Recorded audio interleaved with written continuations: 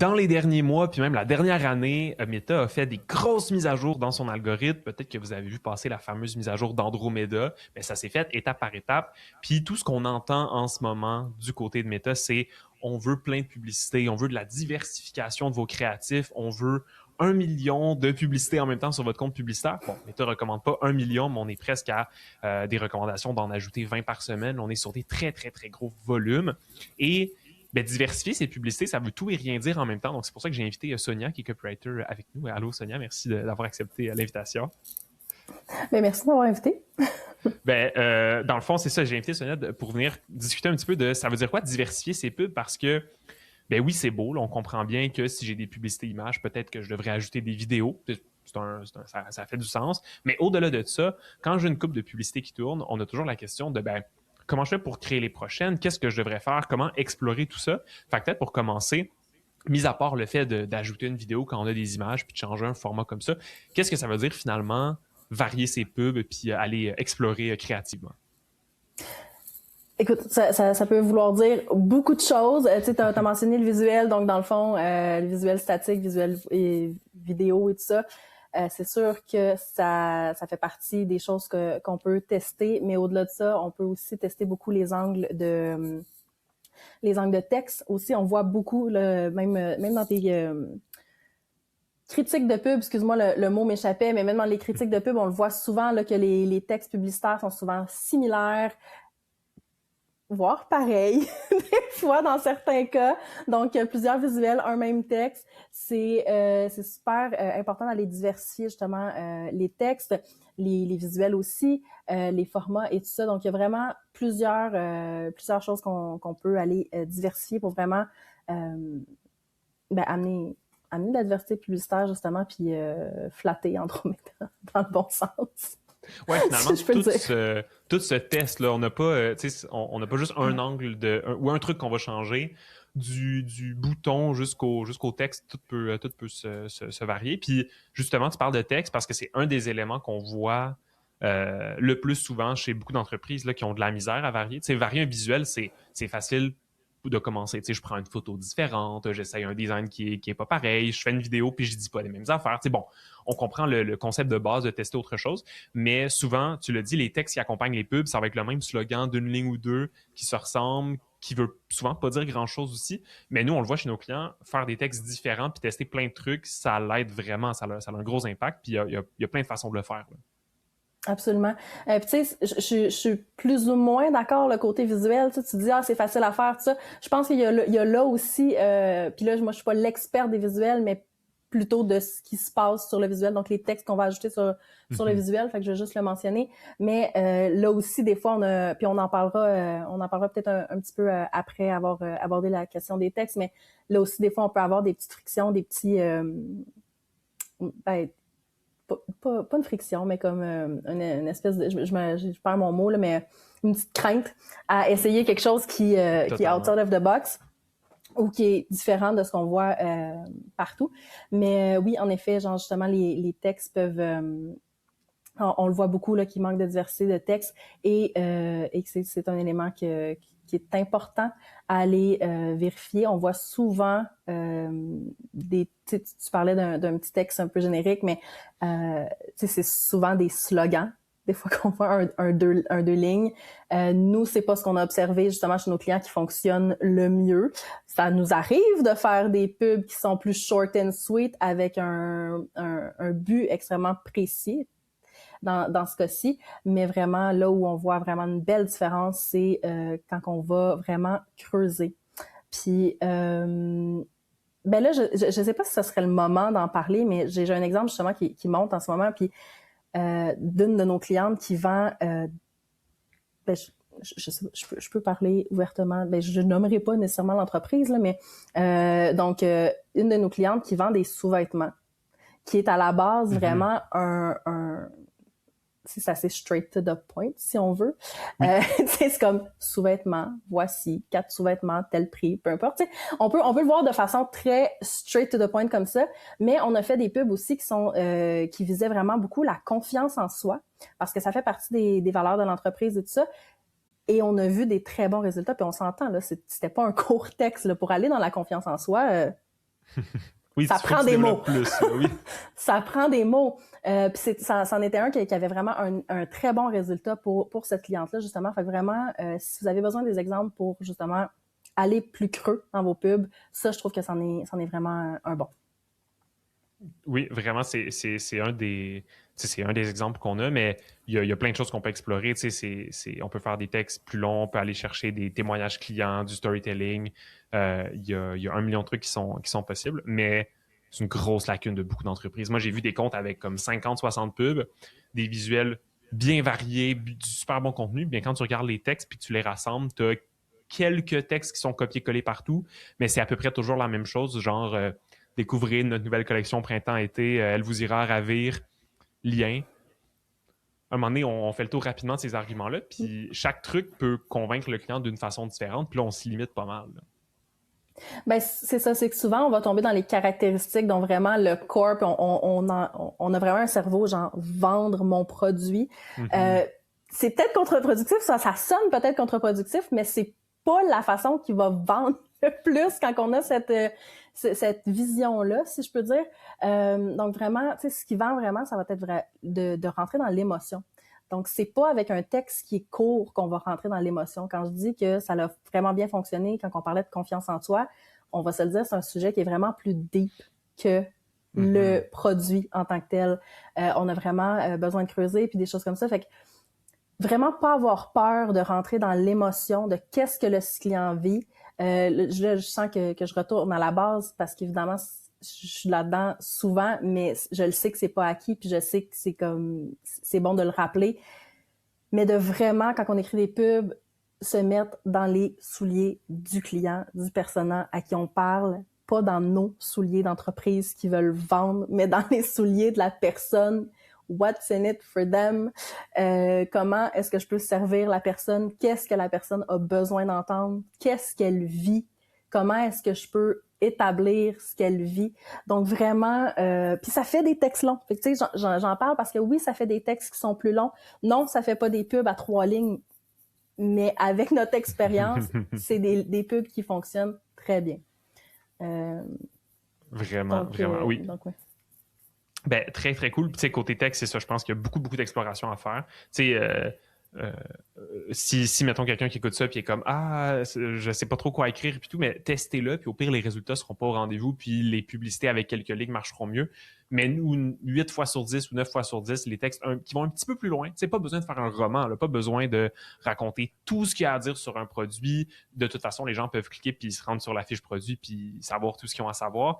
Mais tous ces angles-là, c'est plein de belles portes d'entrée pour aller chercher plus de clientèle. Puis côté algorithme, Meta adore ça parce que ça donne plein d'arguments à montrer à la bonne personne au bon moment aussi, au-delà de juste ce que j'ai à dire dans mon visuel ou dans ma vidéo. Non, mais t'amènes un bon point aussi en disant de comme, tu sais, pas nécessairement tout dire qu'est-ce qu'il y a dans la fiche produit. L'objectif d'une pub, c'est pas de vendre, c'est de créer le clic. Fait que oui, il y a des éléments de persuasion dedans. Oui, on va parler du produit. Oui, il y a des petites choses. Mais c'est pas l'objectif de la publicité, c'est vraiment de générer le clic. Fait que c'est vraiment une distinction qui est importante à faire parce que justement, on a souvent l'impression que comme, OK, mais ma pub, elle va vendre, puis là, après ça, t'arrives sur la page, puis c'est comme soit répétitif, soit, tu sais, il n'y a pas plus d'informations. Fait que vraiment dissocier les deux, puis vraiment comprendre le rôle de chaque pièce de contenu dans un écosystème, c'est vraiment crucial, je trouve. Puis oui, quand, tu sais, je parle de longues pubs, puis tout ça, mais les pubs courtes peuvent aussi exister. T'en parlais justement juste avant. Personnellement, je trouve que les pubs courtes, je les utilise plus pour aller susciter la curiosité, justement. Comme mais tu sais, il faut vraiment le faire avec doigté. Comme il faut que tu en dises assez pour piquer la curiosité, donner le goût de cliquer, l'objectif de la pub. Mais voilà. Fait que tu sais, je suis pas team texte long tout le temps, mais c'est ça. Il faut vraiment comprendre la différence entre les deux. Ouais, puis je pense que c'est ce que les entreprises ont besoin en ce moment parce que des textes courts, il y en a beaucoup. Fait que oui, ils s'améliorent. Ces textes courts-là, on peut les fine-tuner, on peut en tester plein, mais comme tant qu'à varier avec des textes plus longs. Racontez-nous des histoires de vos clients, racontez-nous comment ça se fait que vous avez créé cette entreprise-là, puis qu'est-ce qui fait que c'est important pour vous aujourd'hui. Il y a plein de trucs comme ça qui se disent que des fois, c'est écrit sur ton site, sur ta page à propos, faut que tu défiles jusqu'en bas pour comprendre la raison d'être de ta business. explique-le dans une des pubs qui présente un produit, puis peut-être ça va super bien marcher parce que les gens vont s'attacher à ça. Fait que tout est possible de ce côté-là. Absolument, tu sais, comme tu parlais de storytelling aussi, puis d'expliquer les histoires des entreprises, puis c'est aussi une chose avec laquelle on a beaucoup de succès dans les publicités de nos clients, justement. Des fois, puis les clients sont mal à l'aise, comme, tu sais, quand on leur demande, genre, as-tu des anecdotes? Tu sais, on a eu un appel créatif, justement, hier, puis c'était comme, de quoi tu parles? Fait que là, je donne des exemples, puis tout ça, mais puis des fois, on a comme l'impression... j'ai un exemple en tête, justement, mais comme, on a l'impression que c'est comme, je vais dire ça, mais ça servira pas. Moi, je te dis, teste-le. Ouais. Teste-le, parce qu'on a des anecdotes avec lesquelles on roule depuis comme 2 ans, qu'on les refait aussi, on les raconte d'une autre façon, puis ça fonctionne tout le temps, parce que c'est humain aussi. Fait que plus tu vas être humain dans l'émotion aussi, c'est un petit peu la même chose, mais plus tu vas être dans l'humanité, la vulnérabilité, l'émotion, c'est vraiment des pubs qui performent bien. Tellement, tellement. Puis au-delà bon, là, on a parlé pas mal de texte. Je pense que clairement, là, si quelqu'un nous écoute puis voit ces pubs puis est comme peut-être je devrais faire autre chose, parfait, part avec ça. Au-delà de ça, il y a comme une autre dimension sur laquelle on aime beaucoup travailler, puis c'est tout ce qui est les types de profils clients. Tu sais, qu'on appelle ça des personas, des avatars, peu importe, là. C'est comme quand on vend un produit, mettons que je vends une paire de souliers, ben, je ne m'adresse pas à un seul client unique qui va acheter ces souliers-là. Il y a peut-être 12 types de personnes qui peuvent les acheter pour 24 raisons différentes. Là. Tout le monde a ses raisons, mais on est capable de les découper. Comment on fait ça en pub pour que ce soit pertinent et que ce soit utile? As-tu des façons un peu pour nous de découper ça ou de s'aiguiller? Parce que moi, j'en ai plein des clientèles cibles. Comment je fais pour m'adresser un peu à tout le monde au travers de mes pubs? Ben, je pense que la première chose, le premier mythe à démystifier, justement, parce qu'on l'entend beaucoup dans les cours marketing ou, tu sais, ben, les cours, peu importe, là, sur le web, YouTube University, du marketing, mais, tu sais, c'est souvent d'avoir une seule clientèle cible. Puis, je pense que c'est vraiment quelque chose à casser parce que c'est faux. Il y a aucune entreprise qui fonctionne qui n'a qu'un seul persona, qu'un seul avatar. Par contre, là où c'est vrai, c'est que un seul persona, un seul avatar pour une seule publicité. Tu parlais de l'exemple des souliers. Oui, on vend des souliers, on s'adresse à tout le monde. Par contre, ton running shoe va s'adresser à une personne spécifique. Peut-être à 2-3 personnes spécifiques. Comme ça, c'est possible aussi. Mais dans une publicité, la règle de 1 qu'on appelle, donc vraiment un sujet, un persona, il me manque un appel à l'action. Oui, c'est ça. Oui, c'est ça. Il y en a 3. Un persona, un sujet, un appel à l'action. Donc, vraiment pour aller vraiment clair. Oui, dans une seule et même pub, on y va comme ça. Mais après ça, décliner, mettons, si on prend l'exemple du soulier, donc le soulier de course, il s'adresse à 3-4 personas différents. Dans une pub, on en parle un de ces personas-là. Dans une autre, on la retweak pour vraiment aller chercher, bon, c'est quoi les bénéfices, puis ça, pour ce deuxième persona-là. Je sais pas, moi, s'il y a des différences. Je suis pas calée en course, peut-être qu'on n'a pas pris le meilleur exemple, mais tu l'as dit, puis j'ai pris la balle au bon. Mettons, ça pourrait être, disons, un premier persona qui est quelqu'un qui s'initie à la course puis qui veut commencer à courir un peu pour genre se remettre en forme.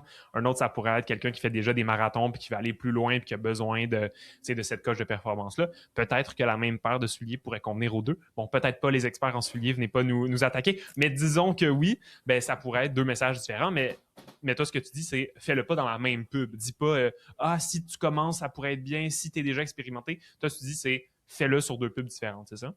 Ben, exactement, pas nécessairement. Peut-être qu'en ce moment, l'exemple est trop proche, mais en fait, non. Parce que la personne qui est débutant, puis là, je suis pas certaine, là, je pense que les experts en souliers pourraient nous pitcher des roches en ce moment, mais tu sais, je suis pas certaine que ce soit nécessairement le meilleur exemple pour ça, mais s'il vit vraiment des réalités différentes, oui, j'irais justement faire des angles publicitaires différents. Ça nous amène aussi de la diversité. Donc oui, je le testerai. Est-ce que ça veut dire que c'est complètement, on va jamais dans le c'est pour toi si X, Y? Non, ça peut arriver dans une pub que tu le mentionnes les deux. Je pense que d'avoir une variété à ce niveau-là aussi, ça peut fonctionner. Mais tu sais, si les avatars sont complètement différents à ce moment-là, peut-être que ça vaut vraiment la peine. Si on prend l'exemple du magasin de chaussures, tu sais, ça vaut vraiment la peine de pas faire des pubs qui sont genre « Viens voir mon magasin de chaussures », mais de vraiment parler du soulier à talons hauts et du running shoe, par exemple. Tu sais, là, on voit vraiment que les deux ne se mettraient pas dans la même publicité. Donc, c'était plus à ce niveau-là que j'irais tester des pubs, des pubs là. J'ai commis un L pour rien. Mais des pubs différentes à ce niveau-là. OK, très cool. Puis, je pense qu'il y a aussi un autre truc, c'est, tu sais, on parle de clientèle différente, mais même au sein d'un même segment de clientèle. Mettons, les mêmes personnes qui veulent s'initier à la course. Je pense que tu travailles aussi avec différentes personnalités au travers de ce même segment-là. Il y a comme une genre de dimension de plus qu'on peut aller chercher, right? Oui. Eh bien, écoute, des tests de personnalité, il y en a un puis un autre là, dans cet univers-là. Mais celui que j'aime bien, c'est vraiment la méthode du disque. Donc, puis je l'aime bien parce qu'il y a juste comme 4 types de personnalités. Ouais, il n'y a pas 75, là. Non, mais c'est ça, exactement, tu sais. Si je pense à d'autres, qu'il y a peut-être comme 16 types de personnalités, là, ça commence à être complexe d'aller écrire des publicités pour ça. Mais quand on parle du disque, on parle des couleurs rouge, bleu, vert, jaune. Donc, ça, c'est les 4 types de personnalités alentour du disque. Puis je les trouve bien parce qu'ils se prêtent bien justement à la publicité parce qu'ils sont très bien distingués. Par exemple, une personnalité jaune, ça va être vraiment quelqu'un qui va aimer le storytelling. Fait qu'elle, tu veux rentrer dans l'émotion. Puis là, je dis ça, elle, tu veux rentrer dans l'émotion. Je vous le dis, ce qui vend le plus, c'est toujours l'émotion. Puis après, on vient rationaliser avec les caractéristiques, comme pas les bénéfices, mais les caractéristiques souvent, donc avec le rationnel. Mais tu sais, il y a vraiment des personnes qui, eux, ne jurent que par le storytelling. Si tu leur arrives avec des caractéristiques d'en face, c'est comme « arc, c'est plate ». Genre, j'ai aucun intérêt. Ça va pas les convaincre, là. Exactement. Fait que, tu sais, les personnalités jaunes, ça va être vraiment le storytelling, les histoires, en fait. Si storytelling, c'est un mot qui vous fait peur, c'est vraiment une histoire, raconter un sentiment, raconter un vécu. Ça peut être de prendre un témoignage client, mais pas de copier tel quel, mais je reprendre ce qu'il a vécu. Il y en a des fois qui font voir des beaux témoignages clients, qu'il y a de la matière, mais tu sais, comme reprendre dans les mots puis expliquer. Fait que ça peut être quelque chose qui va vraiment plaire aux personnalités qui sont jaunes. Là, je disais, mettons, les personnalités jaunes, eux, les caractéristiques font comme mal au cœur. Contrairement à ça, les personnalités bleues vont vraiment vouloir la liste à puce, là, comme OK. Qu'est-ce que je viens chercher, là? Tac, tac, tac, OK, factuel au bout, là. Fait que, je pense que c'est déjà là des angles qui peuvent être bien. Les personnalités rouges, c'est des gens qui vont vraiment aller, genre, straight to the point. Fait que, eux, honnêtement, des publicités courtes, ça peut vraiment bien fonctionner. Je vous dis pas que ça va être le cas si c'est un lead qui est froid, mais un lead qui est vraiment dans votre univers pour un petit moment. Puis, une personnalité rouge, quand même, là, ça dépend du produit aussi, là, mais ça va vite. Là. Fait que quand je dis un petit moment, des fois, c'est elle a vu 3 pubs. Tu sais, comme t'as passé dans son algorithme 2-3 fois.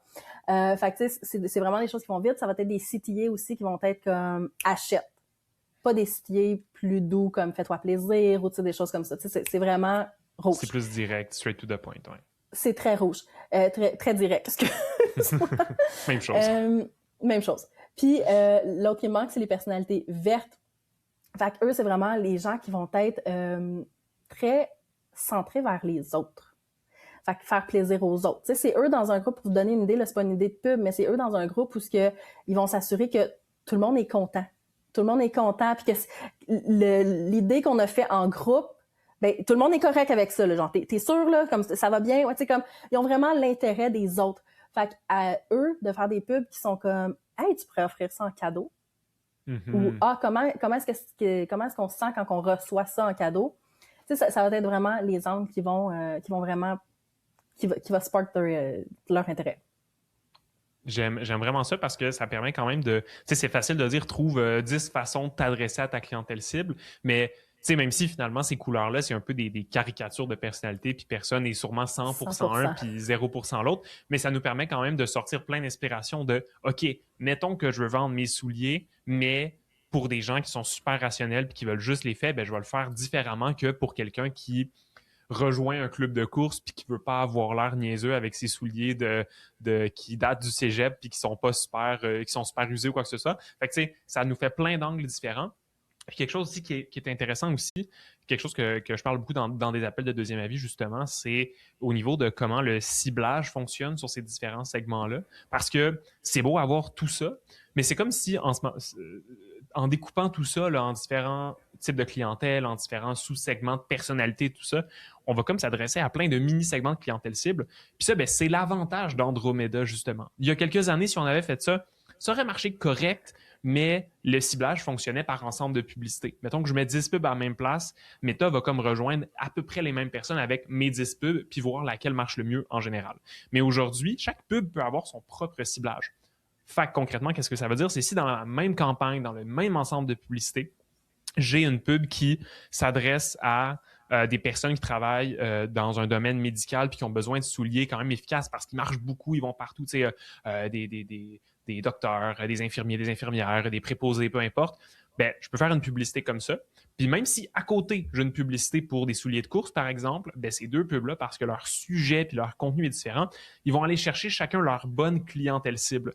Fait que il n'y aura pas un coureur qui va voir une pub pour des infirmiers, puis au contraire, il n'y aura pas une docteure qui va voir des pubs pour la course, sauf si cette docteure-là fait de la course. À ce moment-là, c'est un contexte différent. Mais ça veut dire que chaque pub peut aller chercher sa petite poche d'audience, puis en termes de performance, c'est ce qui fait aussi que c'est autant utile. T'sais, oui, c'est beau aller chercher tous ces petits concepts-là, mais pourquoi je n'essaierais pas juste de concentrer tout ça en même place? Ben, c'est que chaque petit morceau va être super efficace avec un petit segment, puis tous ces petits segments-là efficaces additionnés brique par brique, ça va me faire une campagne qui est ultra performante parce que je ne suis pas en train d'essayer de parler à tout le monde en même temps en étant comme « Ah, j'ai tous les souliers que tu veux, tu as des pieds, tu as besoin de souliers, viens acheter. » Ça devient vraiment plus pertinent. Puis on le sait en copywriting à quel point comme plus la personne se sent comme « Ah, tu parles à moi puis pas à n'importe qui », plus ça devient pertinent pour elle puis plus ça va la convaincre aussi de passer à l'action. Je ne sais pas si tu as quelque chose à rajouter là-dessus. Oui, puis en fait, c'est le plus tu es précis, ça aussi, ça peut sembler contre-productif, mais plus tu es précis, plus tu vas appeler des gens, même s'ils ne sont pas dans cette précision, micro-précision-là, je vais le dire comme ça. Tu sais, puis là, je parle pas côté technique d'Andromeda. Andromeda, c'est ça? J'ai toujours la Andromeda. Meda. OK. Donc, tu sais, je parle pas le côté technique de la nouvelle mise à jour, mais de façon, en copywriting, comme marketing, en fait, général. Là. Mettons qu'on parlerait de quelque chose qui serait plus at large. Même le fait de cibler vraiment précisément un point, je sais pas moi, si on reprend les souliers de course, vraiment reprendre un point genre spécifique aux souliers de course puis que tu l'adaptes vraiment puis que tu donnes vraiment des exemples qui sont concrets.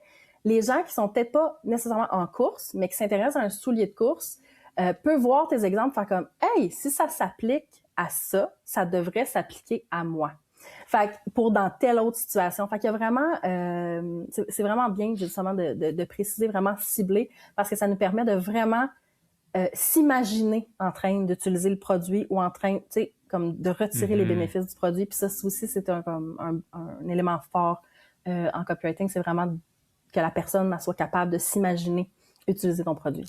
Ouais, c'est tellement un bon point. C'est vraiment très, très cool.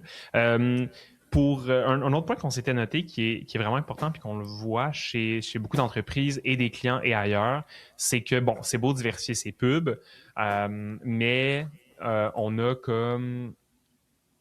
le dernier point qui est de respecter ou non notre identité de marque. Souvent, c'est un truc, je vais faire le plus scénario classique, là. Souvent, une entreprise qui commence à avoir une première charte graphique, qui développe son logo, ses couleurs, etc., voit ça comme, ça c'est mon carré de sable pour ma marque. J'ai un peu ces paramètres-là. Quand je fais un contenu, j'affiche mon logo dans le coin en bas à droite. Quand on écrit un texte, on va l'écrire avec cette police-là, cette taille-là, cette marge-là sur le côté. Puis c'est toujours majuscule pour le titre, minuscule pour le sous-titre en dessous. Puis ça va être on va prendre le 2/3 de l'image. Bon, ben on part avec un carré de sable comme ça. Finalement, on se rend compte en publicité que c'est assez limitant. T'sais, si j'ai tous ces paramètres-là appliqués dans chacun de mes contenus, ben, je peux peut-être en créer 3-4, mais rendu au 10e, ils vont se ressembler pas mal, puis je ne sais pas si les gens vont voir la différence. C'est un gros truc quand même qu'on a, des fois, c'est à déconstruire chez nos clients, ou des fois, il y en a qui sont plus willing dès le début, mais en publicité, on va un petit peu plus loin que ces genres de restrictions-là de marque, finalement. Là. Ben écoute, t'es en train de parler, puis je sais pas si tu l'as remarqué, mais tu sais, je me suis comme grattée, là, ça commence à me démanger. J'ai comme le goût de dire comme la structure que tu viens de dire, tu sais, comme le petit logo à droite, à gauche, peu importe, là, faites pas ça. Je vais juste le dire comme ça, faites pas ça. Mais pour vrai, c'est pas juste faites pas ça parce que c'est pas bon pour la mise à jour, c'est juste comme côté diversité, c'est pas bon. Côté persuasion, c'est pas bon. Ça ressemble à une pub. Les gens n'aiment pas ça, vont pas tu sais, comme ce qu'on remarque beaucoup, puis ça dépend toujours de la marque. En fait, c'est comme vraiment, faut faire des essais-erreurs, tester. Mais quand on va en dehors de la brand, quand on ose, puis pas toutes les pubs, là, je vous dis pas là, qu'il faut que ça a l'air... tu sais, votre bibliothèque publicitaire, faut qu'elle ait l'air de comme absolument rien, genre, comme... L'achat graphique est importante à un certain point. Je pense que ce que tu as dit, c'est vraiment bon. Donc, vraiment de comme pas se limiter à notre carré de sable. Donc, oui, respecter l'achat graphique dans certains cas, mais oser aller ailleurs une fois de temps en temps. C'est vraiment ce que, justement, dans les concepts publicitaires que tu partages, là, dans les... je me rappelle plus du nom, là, mais les concepts publicitaires, je pense que c'est les 16 concepts publicitaires. Oui, on va le mettre en description. Oui, on le mettra en description, mais justement, il y a ça qui sont très off-brand, qui fonctionnent super bien, justement parce qu'on s'attend pas à ça. Fait qu'il y a le fait qu'on s'attend pas à ça, c'est pas brandé, fait qu'on fait pas comme « OK, ils veulent demander quelque chose, obviously », tu sais. Fait que, tu sais, il y a ça amène de la curiosité, ça amène aussi, tu sais, j'en ai vu quelques-unes, là, des fois, qui pop sur mon Facebook, que je sais que c'est nous qui avons fait, puis je suis comme « Ah! Elle ressort, celle-là! » Tu sais, tu t'attends pas à retrouver ça sur ton wall, sur ton fil d'actualité, ouais. Merci. Fait que, oui, il y a ça. Ça fonctionne super bien aussi au niveau persuasion, comme je le disais, parce qu'on s'attend pas à se faire vendre. Ça sort du cadre. Puis souvent, tu sais, je pense à certains types, que ce soit maquette de presse, que je pense qui fait partie des 16. Ouais, on va mettre des exemples là, pendant qu'on parle comme ça va être plus clair. Good. Mais justement, maquette de presse, c'est vraiment un visuel qui va emprunter de l'autorité justement aux médias. Donc, aux médias de presse, on a fait aussi, on avait fait une entrevue, en tout cas un podcast comme ça, puis on était plus sur le sujet. Donc, si jamais ça vous intéresse de vraiment comprendre c'est quoi la maquette de presse, on pourra mettre les liens aussi de cette émission-là, de cet épisode-là. Mais justement, ça fait que ça emprunte de la crédibilité. Fait que maquette de presse en est un. Ça pourrait être aussi je recule d'une couple d'années, là, mais Simon Says, Don't Be Like Simon, sois pas Simon, des affaires de même. Ça l'emprunte une certaine crédibilité, ça l'emprunte peut-être pas une autorité dans ce cas-ci précis, mais quelque chose qui est connu. Donc, on s'y fie plus. Fait que, il y a des mimes aussi qui peuvent rentrer dans ça. Donc, l'autorité ou le divertissement. Donc, c'est des choses qui fonctionnent bien. Il y a d'autres façons aussi de sortir d'être off-brand, donc de sortir de la brand. Fait que si on parle justement de faire des post-it, on le voit souvent sur les réseaux justement c'est un format qu'on peut voir, format post-it. Un que j'aime beaucoup faire en ce moment, que j'essaye d'être capable de le faire pour tous les clients. Ça peut être difficile des fois, mais c'est l'arbre décisionnel. Puis là aussi, on dirait qu'on retourne comme quelques années en arrière, on dirait qu'on les voyait plus, mais justement où il y a des choses qui sont plus difficiles à expliquer des fois, donc ça, c'est bien. Être off-brand aussi avec un visuel, souvent, ça l'amène aussi une clarté au visuel. Fait qu'on peut en dire plus facilement avec... en fait, on peut écrire moins, mais augmenter la compréhension. Je pense justement à l'arbre décisionnel dont je parlais. Je pense au diagramme de Venn qu'on peut aussi faire. Des exemples comme ça. Donc, si vous savez pas c'est quoi un diagramme de Venn, on en mettra un à quelque part. Mais, tu sais, c'est des... sortir de la brand. Puis ça, c'est des choses qui peuvent se faire on-brand et off-brand. Mais c'est quelque chose qui ne ressemble pas à une pub, justement. On va vraiment... Puis tu sais, tu me corrigeras si je me trompe parce que comme moi, je fais les pubs avec le input qu'on a de qu'est-ce qui fonctionne, right, dans le gestionnaire de publicité puis ça. Mais tout ce qui ressemble beaucoup à du contenu fonctionne beaucoup. Ouais. Vraiment, en fait, tu sais, ça arrive encore que ce soit pas le cas parce que, tu sais, chaque entreprise est différente, puis chaque contenu peut bien ou pas bien fonctionner pour plein de facteurs. Mais 8 fois sur 10 ou 9 fois sur 10, une publicité qui va reprendre pas juste la marque, mais des codes qui permettent de connecter avec la clientèle. Fait que, tu sais, comme tu le disais, un meme, un diagramme que quelqu'un peut retrouver en quelque part, une photo plus normale. Tu sais, même, il y a des trucs qu'on fait puis qu'on est en train de tester, comme de faire une publicité comme si c'était simplement une story en reprenant les codes visuels d'une story sur Instagram, par exemple. Ben, c'est le genre de truc qui fait que les gens ne voient pas le contenu en se disant c'est une pub, est-ce que je la regarde ou non? Ils disent ah, c'est quoi ça? Regarde un peu le contenu, je me rends compte que c'est une pub. Ensuite, ça m'intéresse ou non, je continue pas. Mais on a comme eu une permission un peu plus implicite de connecter avec la personne parce qu'on n'est pas arrivé avec nos gros sabots en mode j'ai à vendre mon soulier, super soulier 3000, viens l'acheter immédiatement, puis ça t'intéresse pas. Notre cerveau est habitué de filtrer les pubs parce qu'on en voit tellement que ça fait comme cette connexion-là avec la clientèle. Puis finalement, on dit off-brand, mais ça ne dénature pas ou ça vient pas nous déconnecter de notre marque. Ça vient juste créer un lien plus important avec la clientèle. Puis ce qui est off, finalement, c'est peut-être certaines limites qu'on s'est imposées, peut-être avec raison, peut-être pour rien, dépendamment des marques aussi, mais une bonne stratégie publicitaire et une bonne stratégie créative, ça peut pas être juste deux templates faits par un designer qu'on fait juste répliquer x10 puis qu'on change juste le texte dessus. Ça marchera pas puis ce sera pas performant parce que ça connecte zéro avec la clientèle. C'est juste nous qui amène une proposition puis personne veut voir cette proposition-là finalement parce que c'est une pub, point. Puis c'est pas un contenu que les gens se connectent pas sur Instagram en se disant j'ai hâte de voir quelle publicité va apparaître dans mon fil d'actualité. À part nous, peut-être, là, des fois, pour des raisons de recherche, mais à part ça, généralement, c'est pas ce que les gens se disent. Ben, exactement. Puis je veux juste noter le fait que t'as pris l'expression arriver avec ses gros sabots pour parler de chaussures, puis ça, je trouve ça très drôle. Ouais, j'y avais même pas pensé. Bref. Puis aussi le fait que, tu parlais justement que, ça te permet aux gens d'arrêter, puis ça, mais un visuel, parce que souvent, on va parler de comme, fais des hooks différents, puis ça, puis là, on pense souvent au texte, mais un visuel en soi, c'est un hook. Ouais. Comme ça peut faire partie du hook. C'est pas juste de faire le visuel sur le hook.